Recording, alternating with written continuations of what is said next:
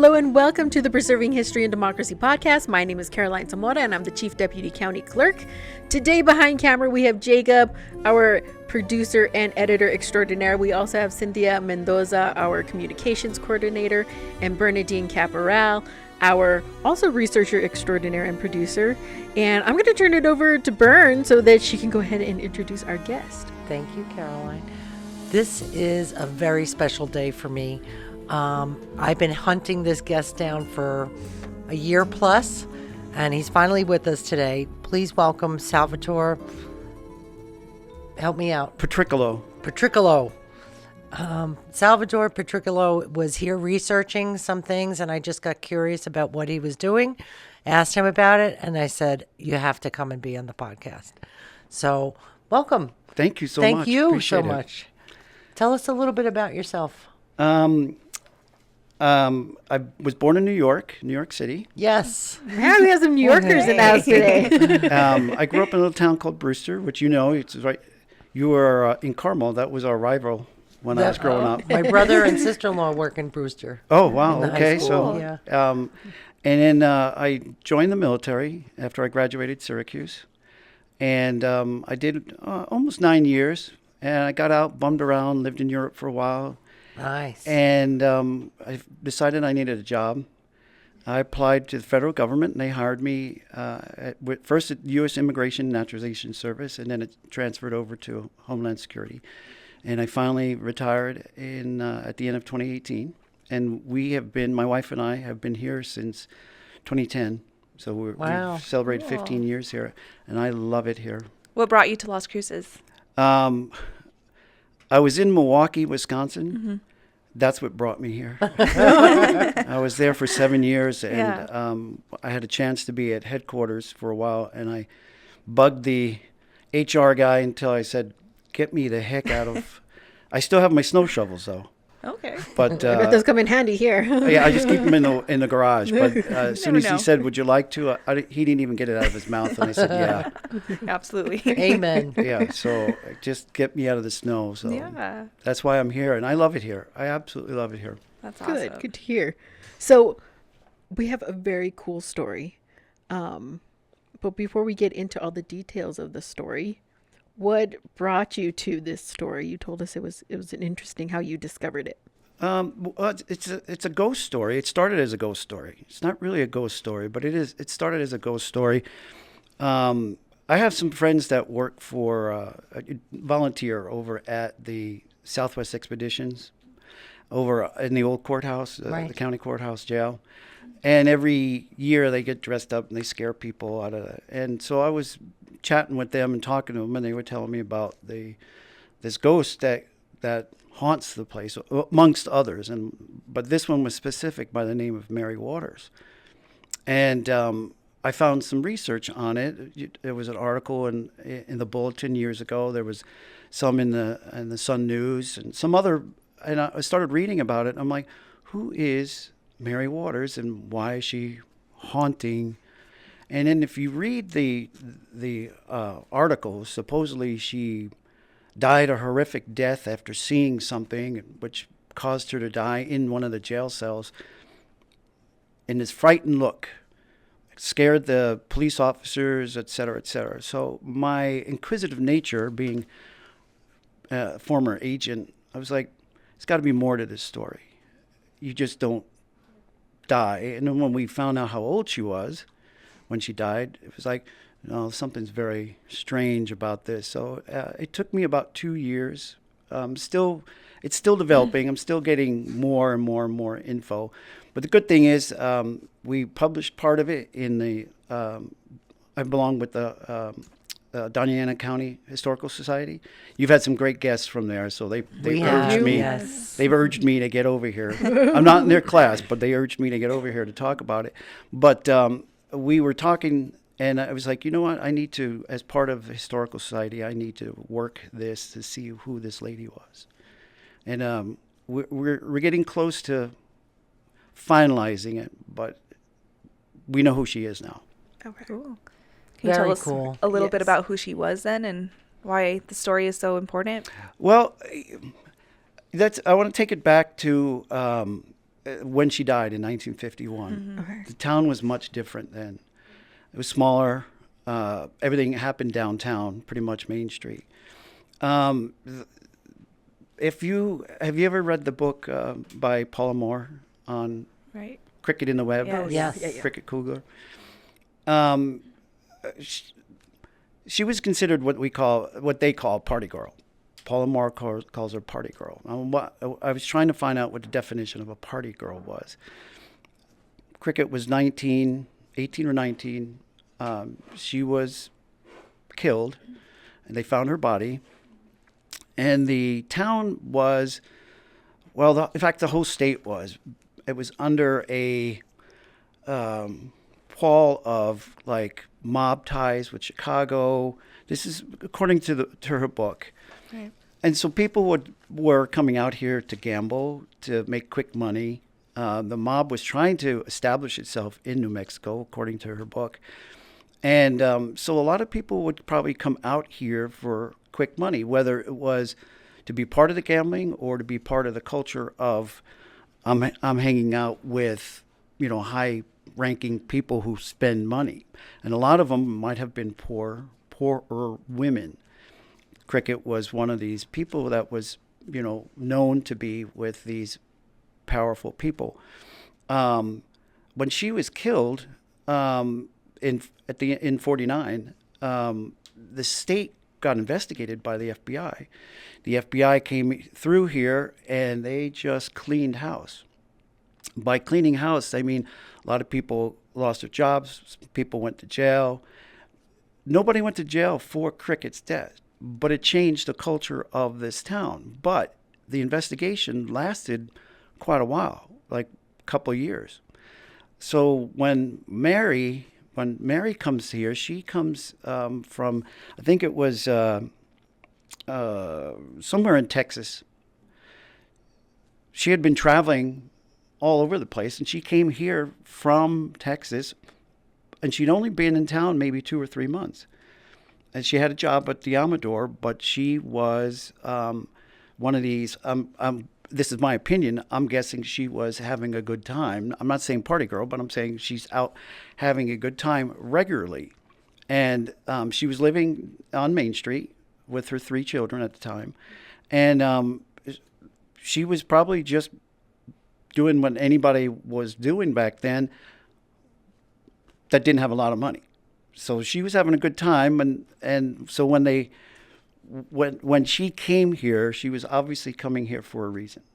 And my thoughts are, this town had a reputation where somebody can come and have a good time, have fun, and not have a lot of money, and be able to glom onto these different characters who eventually, some of them actually did go to jail for civil rights violations and stuff. And if you read the book, you can get more detail. So I think she came out here for those reasons. There was no other reason to come to Las Cruces. So, and so you said she was working at the Amador Hotel? We believe she was working there as a waitress. Yeah. Okay. Now the fact is, her family was kind of poor. They were from outside of Houston when she was born in 1919. Her father was a barber, her mother was a maid. They had a bunch of kids, and it also believed that he had a farm. He was tending a farm. She had a 10th grade education, and then got married. I think she was married in 1939 to a gentleman named O.B. Waters, and her original name was Carter. She married Waters, and they had. I think they had 2 or 3 children. I know she had 3.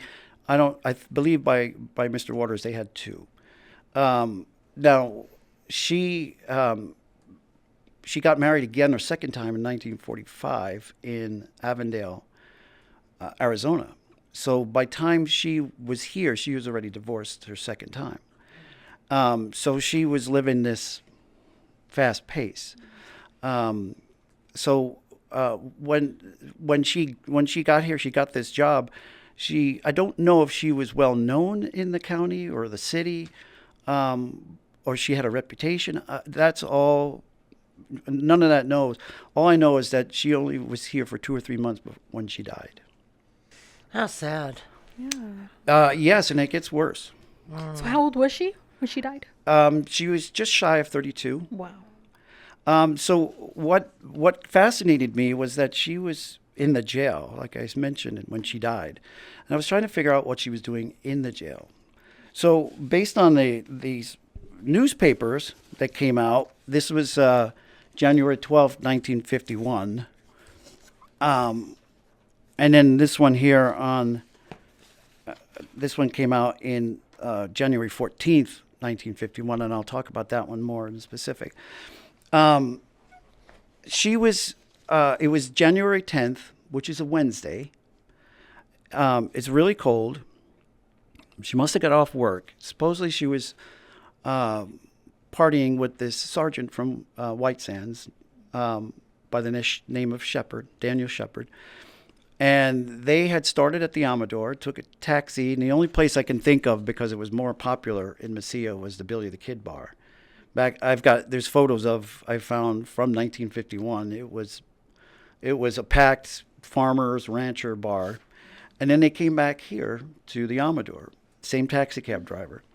About 12:50 in the morning, as she's some gentleman from Carlsbad is walking the street, and he comes across her laying in the middle of the street, about 130 feet from the Amador by Lowman and Main. And he sees her laying in the street. So he rushes over to the police station, which was at the county jail. He goes over and he gets a couple of officers over. And I have their names. I don't know if you're interested in their names. Sure. Yeah. Because they're identified in that newspaper. Right. And their name is, I think one was Pascual Martinez. And let's see if I've got their names here. Apologize. And Jack Bowers. And they are working the night shift. I checked the temperatures for that night. It was 20 degrees. Oh my Oof, gosh. cold. And she's laying in the street. Yep. So the police officers encounter her. Now, in my research, and I've talked to a number of older folks, like that go back from the 50s maybe, just to ask them how things were with the town here and with the police and things like that. And pretty much, if you were inebriated, it's typical I'm guessing it goes back decades. If you were inebriated, they suspected you were inebriated. Instead of bringing you to a doctor's or anything, they would just bring you to the jail. And they would just sleep it off. There would never be a report. As soon as you sobered up, you were out. And so they contacted their boss, who was he was the police chief, Santos Ramirez. Now, my background on these, and no fault on the police at all. Okay, that's probably how they were doing things. But according to this, my research, Pascal was 47. Jack was 57. They're working the night shift in January on a Wednesday. Yeah. And it's cold. Now, I've worked plenty of night shifts, especially Wisconsin, and you're freezing. What is your enthusiasm to oh God, I got to go write a report on this? No. And especially being at those ages. Well, I imagine that they were so used to drunk people. Now, this is what I didn't understand too much. It was a Wednesday, and they found her on Thursday morning, 12:50 in the morning. So in my research, I was like, well, wait a minute. You've got a female drunk person, assumed drunk, in the middle of the street. It's 20 degrees outside. We don't know what she's wearing or how she got there. The new hospital was just around the corner, 2 blocks away.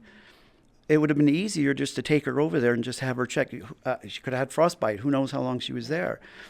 But the standard practice now, and I've done whatever I could find on the research, standard practice, there was no policies and procedures that I could find anywhere. And so standard practice is bring her into jail. The problem is, as soon as they put her in the jail cell, she dies. She screams and hollers and is in much pain and dies. And that's where I wanted to find out. So I went to the The only place I could find something was over at the funeral home. I wanted to see if she had a funeral home. And it turns out she had a record at the funeral home, Cool. at Graham Funeral Home. And it says here that she died of her liver exploding. Oh. Wow. That's a painful death. Yeah. Wow. And if you read the articles, it says that her liver exploded. Now, if I Googled it, I've talked to some other folks about this. It's very hard for your liver to explode. Yeah, I was like, is that a thing? Like, wow. And the only thing I can conclude is that she had this medical problem for a while. And one of the reasons that you get cirrhosis or a hemorrhage is probably a lot of alcohol. Mm. And maybe she was a heavy drinker. I don't know. I'm just saying. But you just don't die at 31 from your liver exploding. And it hemorrhaged, and followed by her kidneys. So that's why she was in a lot of pain. She was screaming and yelling and horrified. Now, I had questions about this. If I encountering, one, did she know about this? Did she relate any of that information? Did she go about and kind of say, hey, I'm in a lot of pain? That there's no reports written anywhere. That's why one of the reasons why I came to the county and I went to the police and made an official request, and I went to the district attorney's office. Are there reports, medical or criminal or investigative reports? Nothing exists. Nothing exists today. So they did do an investigation, and it's part of it's in there. They had to have the coroner come up and do the autopsy, which was fast. They went and held the Sergeant Shepard, in custody as a material witness because he was supposedly the last one to see her. But there's no investigative report on it of what he said. And once the coroner came up and did his work, and they concluded that her liver exploded, we'll just go with exploded, they closed the case, released Shepard, and that was finalized. Done. No further inquiry. Wow. Now, as on my own opinion, and you can go in and ask anything you like, because this is my opinion. She should have been taken care of. Mm-hmm. That's just we wouldn't do that today. There's no way. But I tie this in with the Cricket Kugler case because, and if you notice on this article, what is this headline right here? Wow. Governor silent on Kugler case probe. And whose article is over here? Interesting. That's our girl we're talking about today. Yes, and Mary I showed Waters. that to Miss Moore when I went and interviewed with her, and she hadn't even realized that was on that page. And the way I go back and look at this is that the culture must have been, and nobody's confirmed this, if you were if you were drunk, let's say an intoxicated person, male or female, they probably dealt with the same crew all the time. They probably knew the same people. Now, whether or not she'd only been here 2 or 3 months, but there's no other reports anywhere that says they had made contact with her. So they probably were so used to just doing this same thing. Now, you can't blame the police because if that's what they did, that's what they did. Thank God that's changed. But you also have to go on her side because if she was an alcoholic, and I'm just going with that because I can't figure out any other way that your liver would burst like that, because it follows but with the kidneys almost immediately. So she had to have some knowledge or some issue that this was a thing. So I'm also assuming cirrhosis is painful. If it's not treated, yes. You can get non-alcoholic related cirrhosis. It's just the damage of your liver. Okay. And in this case, it went to the point where there was no return. And that's why she was found in the street. Now, when they did the autopsy, they found at the time they changed inebriated system back in the 80s. But at that time, it was a different scale, and they noticed she was twice the legal limit of alcohol in her system when they did the autopsy. So my assumption is that she was hitting the bars. Yeah. So the folks at Graham, they had a list on there that says, that says who came and picked her up. Now, the father got notified. He was living in Odessa. Father gets notified, and they said, we're going to send my niece, Miss E.O. Lee. I can't find a lot about her yet, but supposedly she came out here and took control of the 3 kids. Now, her 3 children, the oldest was born in 1940. And so we have 2 others. So they had to be pretty much little kids at the time. And one named Jane and one named George, I believe. And her job was to also do the funeral service, get the coffin and funeral service. And for $228 and change, they managed to bury her over at the Masonic. She took the kids and they moved and pretty much spent their lives out by, Kilgore, Texas. It's way near the Louisiana border somewhere. So they left and they were gone. Funeral arrangements, Mary was buried. No other investigation, no other inquiry about it. And so as I'm reading this story and digging through and ancestry and find a grave and all these other things, I'm finding out that nobody knows who she is. Nobody has a clue. Nobody's ever visited her. Nobody's ever paid attention to her. The ghost story can build up because, she's without a voice. Yeah, she's without a voice. So what I did is I went to the Masonic Cemetery and I had them, dig through their records, and we actually found the record based on this. And I found the record and I went out looking for it, and I couldn't find anything. And so I got one of the gentlemen that works at Monty. He must think I'm a pain in the neck by now, but and we were looking for it, and he just said, "You're standing on her," and I was like, "There's nothing here." So we convinced the Masonic eventually to make a marker, which we updated. And you're familiar with Find a Grave? Yes. Mm-hmm. Brilliant app. It's tied in with Ancestry. It's brilliant. So since then, since we found her, I've been able to tie her parents to her children, and any documents I can find that shows that she actually lived. She was an actual person. It wasn't a ghost. She was an actual person. Right. And then we are getting her a headstone. Oh, that is fantastic. And the thing is, after 74 years, her family may or may not know where she is. I'm guessing they don't, because nobody's ever taken care of the grave before. And what I think is, one,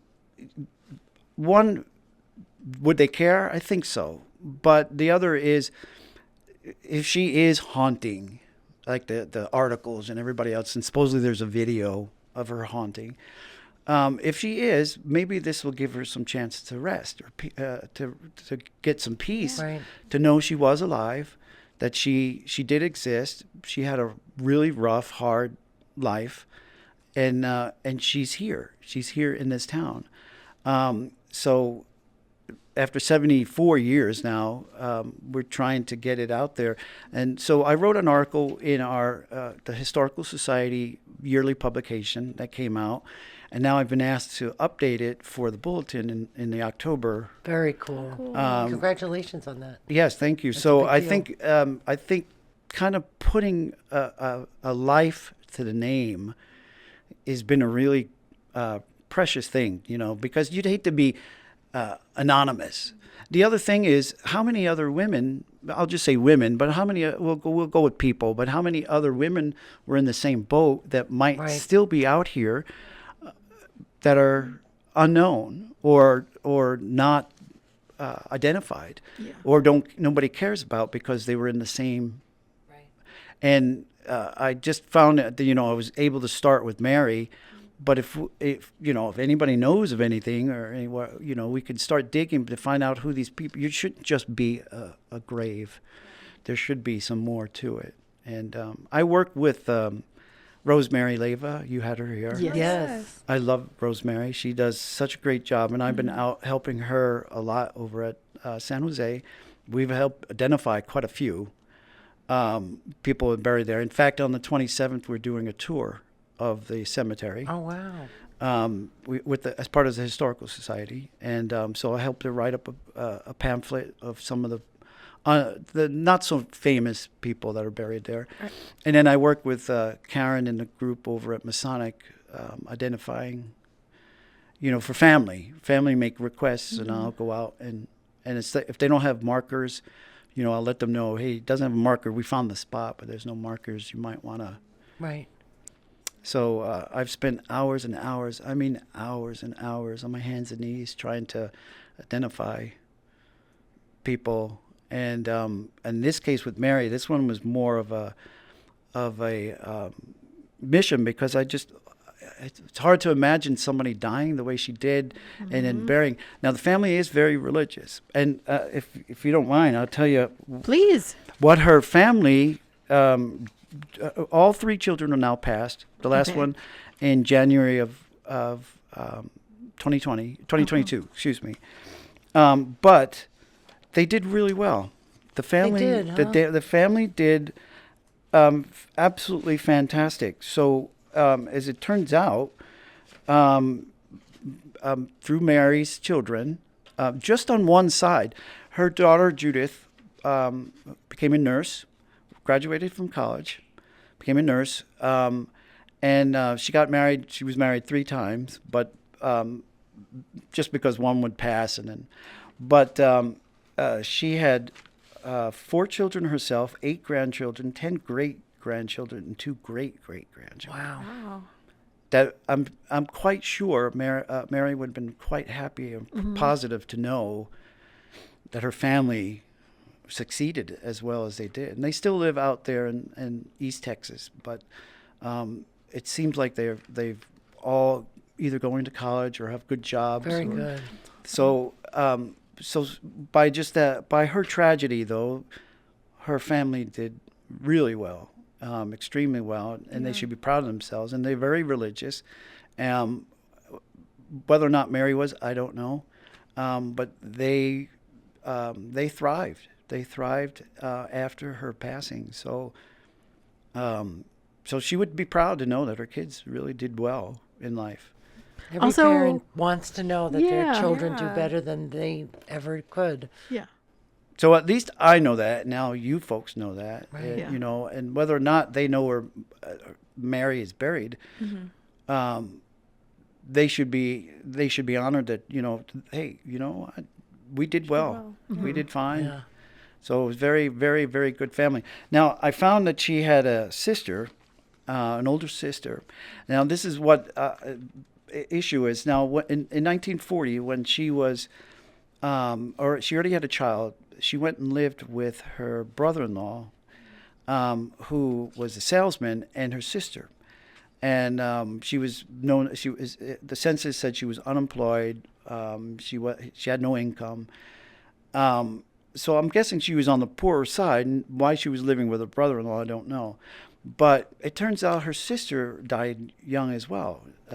She died at 48, and she had been married twice, as far as I know. So that different generation, you could see that they went from one aspect to another aspect, and the family actually thrived and got better, like I said. But how they started out was poor. And they probably didn't have a lot, and they probably couldn't do a lot. So, but I don't know how her sister passed, but 48 is awfully young as well. Yeah. So it was a tragic family that moved on. I'm also so fascinated by the niece who became mom to 3 kids. Yes, and I'm having a hard time finding out who that was. Her last name was Lee, which is kind of amazing because her Mary's youngest son, George, took the name Lee. His name was George Lee. And so I'm wondering if they got adopted, and I don't know. But it's kind of a fascinating thing that, he grew up.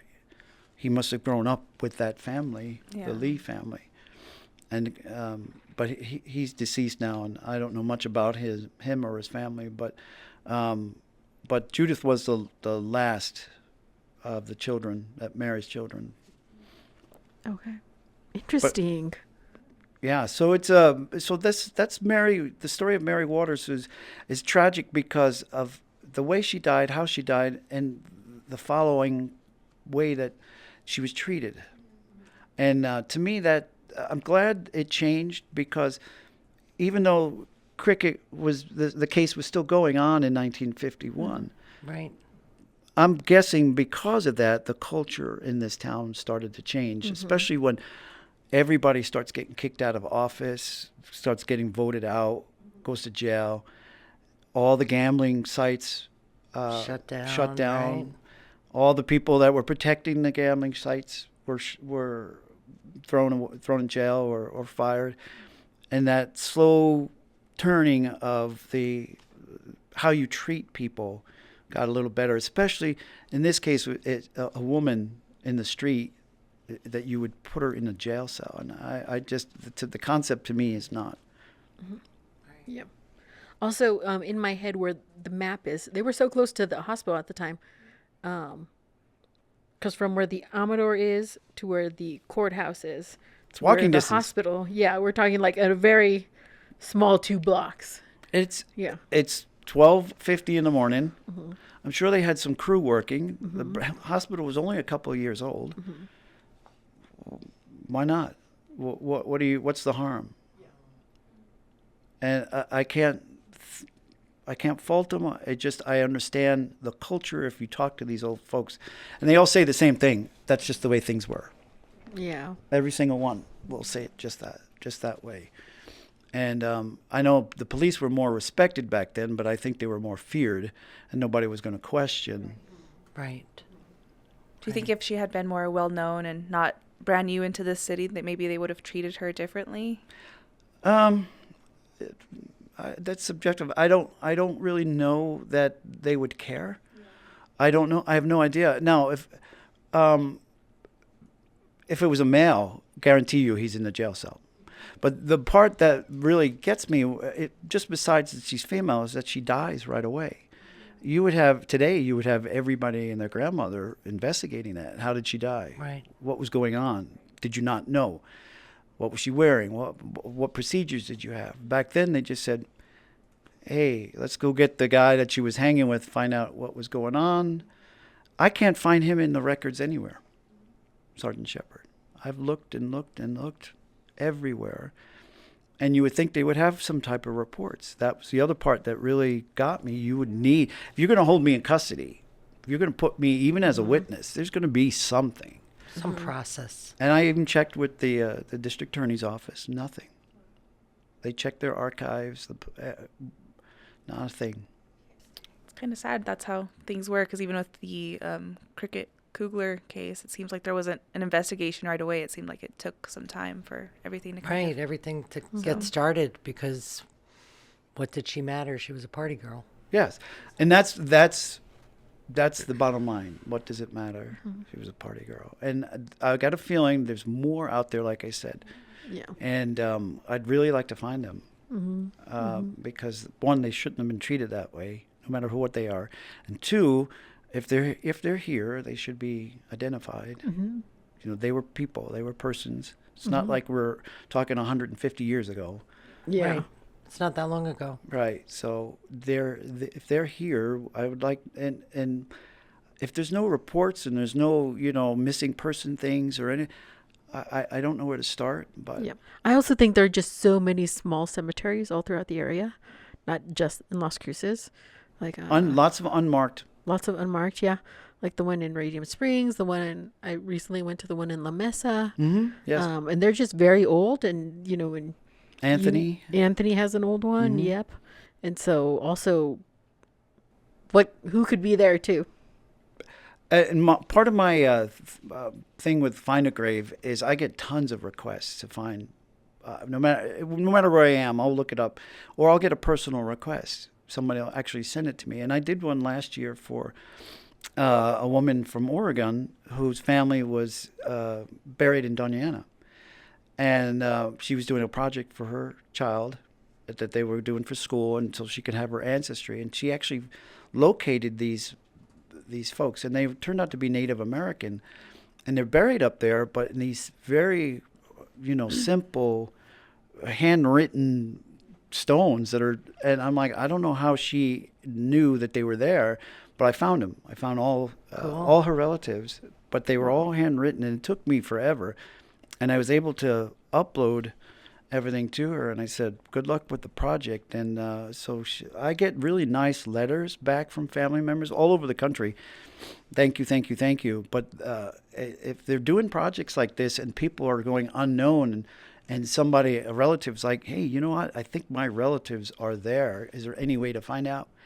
I'll go take a look. I'm retired. Have you seen this is an odd topic, because they keep coming up in my TikTok, and they're these little grave markers that you put on graves now, and it's a QR code. Oh yeah, and it brings up their story. Oh, wow. That's really Great cool. idea.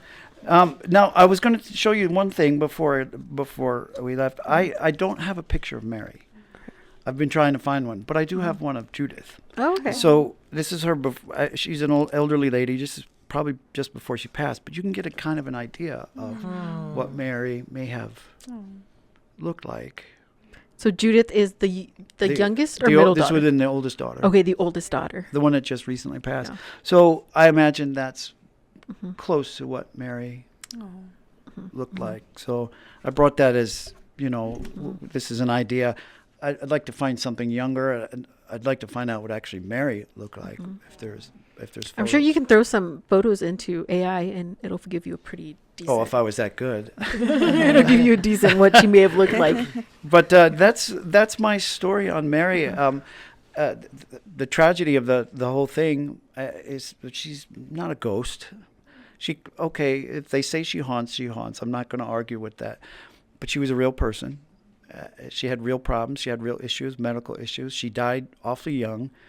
And maybe if she is a ghost, that's all she wanted, was to be recognized and found. Some closure. And maybe she'll rest at peace now. And maybe I've ruined the business for Southwest Exhibition.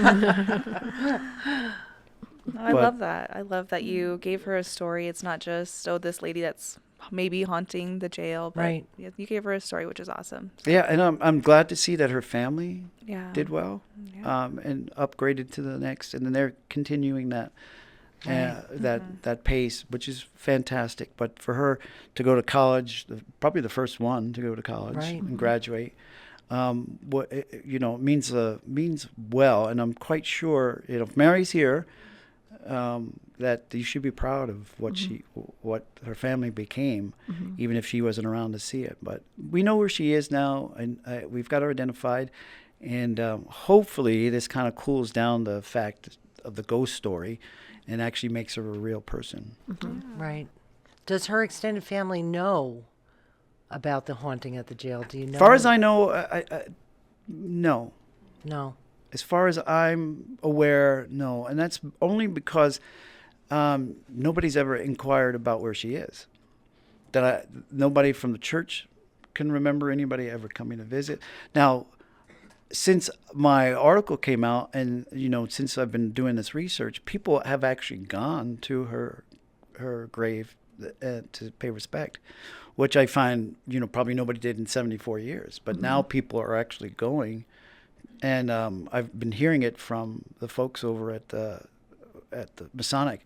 It's like, wow, okay, but none of it, as far as the family is concerned. Do they want to know? That's a good question.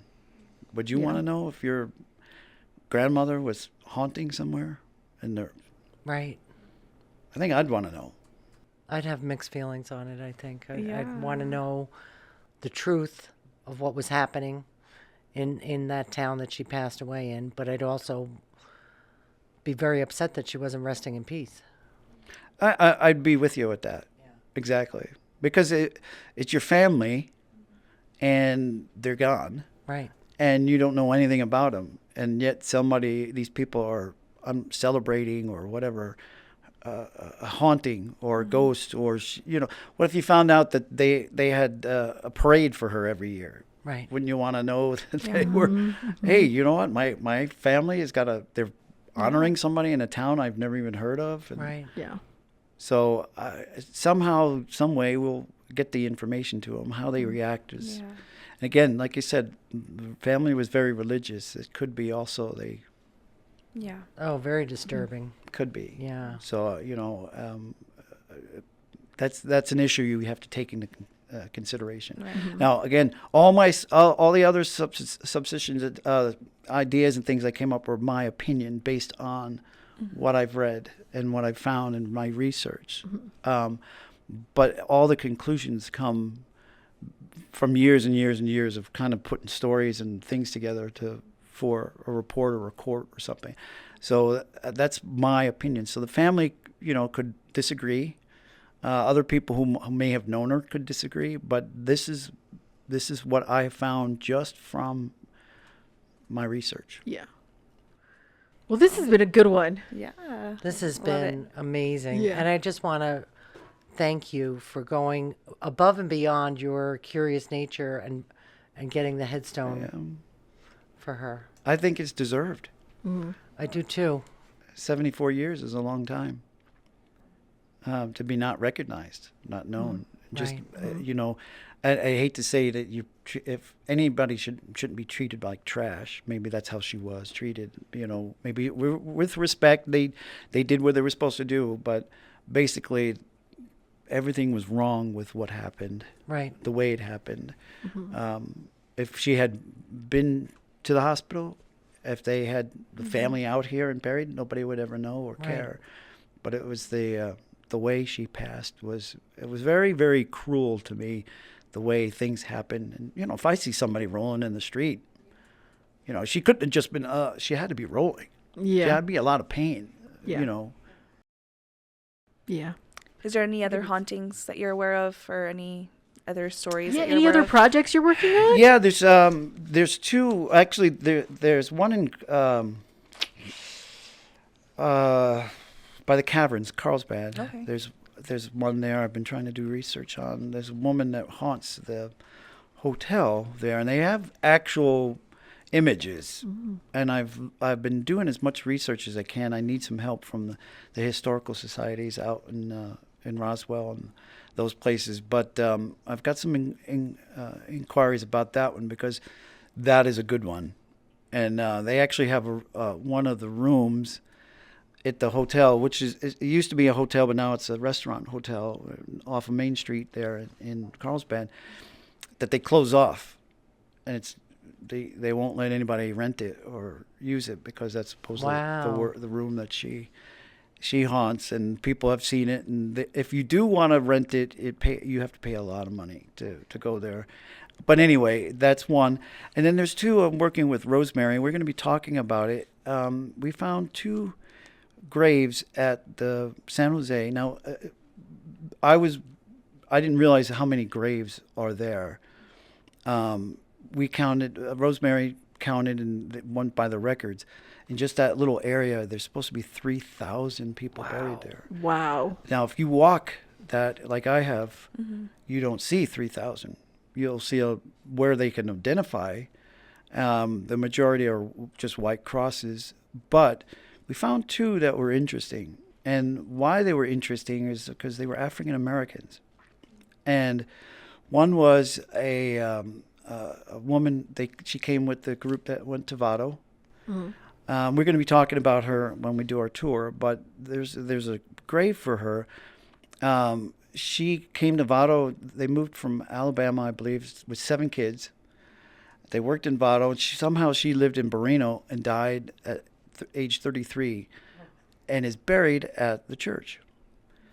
Why that's unusual is because African Americans weren't allowed to be buried at the church at that time. Wow. And so we found that she's got a grave, and according to Rosemary, now I found an actual thing at the funeral home. They actually brought her for $50. She got a coffin and the whole works.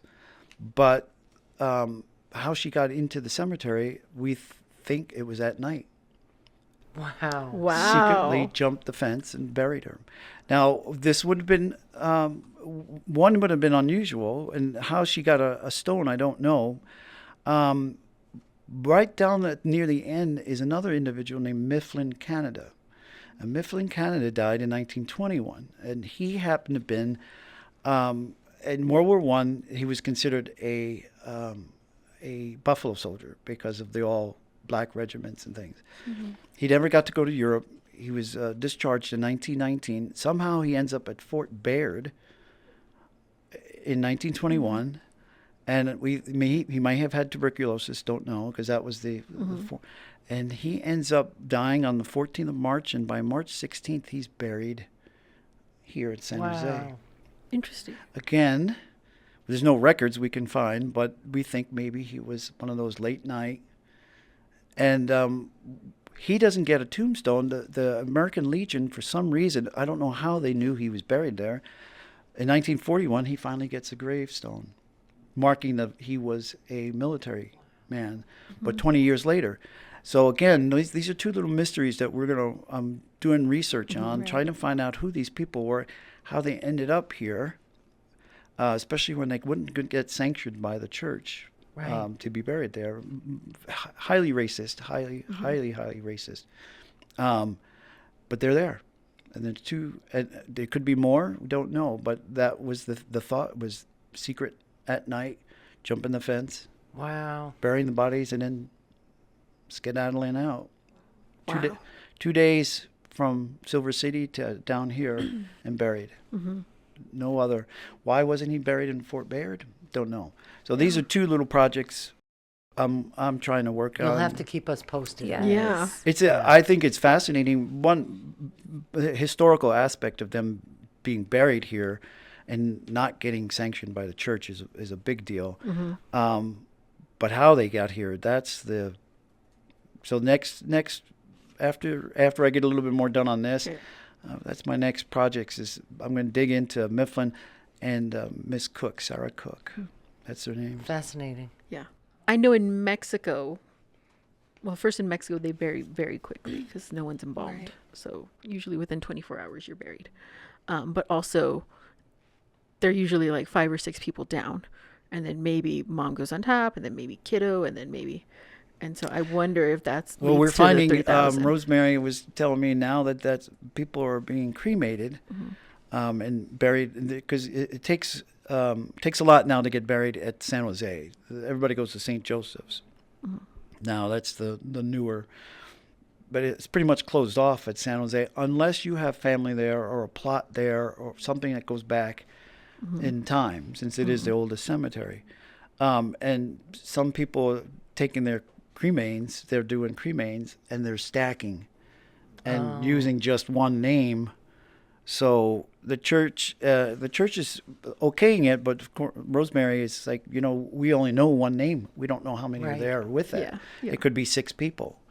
So they're fighting that little battle right now. If you're going to bury people, they should be identified. And that's one of the problems with the San Jose church. Masonic's not so bad, but San Jose is that they lost records when they knocked down the church. And so they're fighting an uphill battle to try to find out who's where and what's what. And so it's Las Cruces has a problem with old cemeteries. I don't understand why. You find a bunch of them, like you said.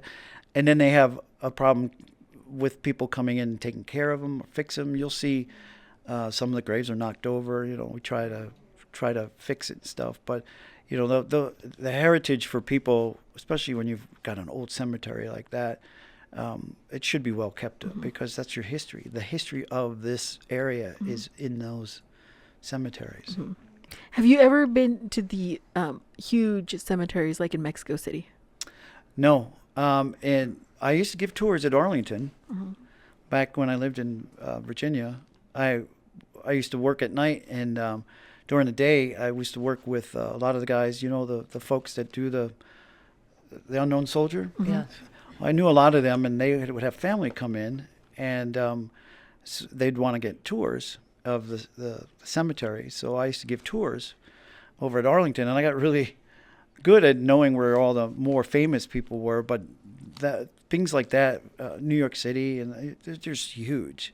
They're just tremendous, and I think I get lost. If Arlington's really well done, the cemetery at Santa Fe, the National Cemetery, another huge one, but again, well organized, really well done. So the one up by Fort Stanton is really well done. It's the Marine National Cemetery for Marine. Really well done. Some of the larger, if I ever went to New Orleans, I'd go nuts. Yeah. So, I mean, in Mexico City, one of the things that I want to do, except it'll have to be when I retire, because there's always an election around that time, is like for Day of the Dead to go to Mexico City. Oh, yeah. And see, like, walk through the huge crypts that they have. I mean, the cemeteries are huge, you know. Mexico City is a mega city. And like see one of those and see how they organize it too. Also, I want to go to the Mexico City archives. Like that would be fun to go to. If you ever get chance, Le Père Lachaise in Paris, where Jim Morrison is buried from the Doors. Oh, wow. Everywhere you go, it's like Prince this, King this, poet, whatever, all these famous, Oscar Wilde, all these famous, and you just walk by and go, wow. Yeah. This is unbelievable. You know, everybody who's who going back in time is all right here. And it's kind of eerie, you know, just to go, it's crazy. It's mind-blowing, actually. And then, of course, the more famous one is Jim Morrison's. His is the only one that they have to rope off. No. So, but yeah, those are some of the large ones. But the smaller ones are the ones that fascinate me. Well, that's the thing, like the one in New York, like where, and it really probably wasn't a thing until after Hamilton came out, like where Alexander is buried and where his sister-in-law and his wife are buried, you know, there in New York. The only good one that was always easy to go was Grant's Tomb. Oh, because it's right in the middle of town. Right. You know they marked it. It's marked and it's like, huge. Hey, you want to go see what Grant's buried? Oh, there, it's right there. Grant's Tomb. It's the only easy one to find. Yeah. But thank you so much. I appreciate thank you for joining us. I'm sure we'll do some more. Yeah. Fascinating. This was great. Yeah, this was great. This was really long awaited and fantastic. Thank you. Mary's one of my favorite subjects just because. I'm supposed to go do the thing in October with them, scary faces and stuff, but I wonder if they'll let me in the building after this. I'm sure they will. You cost us money out. Well, thank you for joining us. My pleasure, ladies. It was wonderful. Thank you. course. And I know you've got some big ones coming up. Jim We Eccles and Jerry Wallace are coming in. Yes. I just talked to David Thomas He'll about be his. back. Yeah. He's brilliant. And you need Rosemary back because she's... We're going to have Yes. Rosemary back. Yeah. She's amazing. Poor Bern, after we stopped recording, talking about a small city, we found out that I'm a cousin to Rosemary. And then we found out that Bern's been looking for the owners of a little laundromat that's called the Eastside Laundry. And I didn't know you were looking for this, Bern. You should have just asked me. Just asked. Because my grandparents owned it. Oh, really? And so... That's amazing. Yeah. What a Small small, world. Yeah. small town. I found her family. Her family's buried in San Jose, and I found a lot of her grandparents, I believe, were in her family, and we were able to mark them finally in Find a Grave in GPS. That's so nice. And get the actual real information. She gave me the information, so I made sure it was uploaded into the system. We've been trying to do that with a number of people that are, this is marked wrong, or the dates are wrong, or this is wrong. And so I'm like, there's tons of people that are looking for their families, and she and I have been going through trying to find if these people actually have headstones or Right. marks, and it's hard. And but it's nice people are interested in finding their family. But in Rosemary's case, I'll help her out. There was a lady named McDonald. I don't know if she's famous in town. Her mother designed the little area for the original town site here in Las Cruces. You know those little markers? Her mother designed those years ago, and she was looking for an uncle, San Jose, that passed in the 30s, and I found him. Wow. Bravo. And I was able to let her know and update that and stuff. And they hadn't seen him since he passed, obviously. Wow. Yes. Interesting. Well, thank you for joining us. I think that's all the time that we have for today. Shout out to Jacob behind camera for making everything happen and getting all this online. Thank you to Cynthia Mendoza, our communications coordinator. Thank you to Bernadine Caporal, our researcher extraordinaire. Thank you to our special guest. Thank you for joining us. You'll be back, I'm sure. If I'm invited, sure. Oh, Absolutely. absolutely. You can find us online on all of our social media platforms. You can listen to this podcast. You can also watch it on YouTube. You can listen on all the major platforms: Libsyn, iHeart, Radio Podcasts, Spotify. You can go onto the county website to find it. My name is Caroline Zamora. I'm the Chief Deputy County Clerk, and thank you for listening.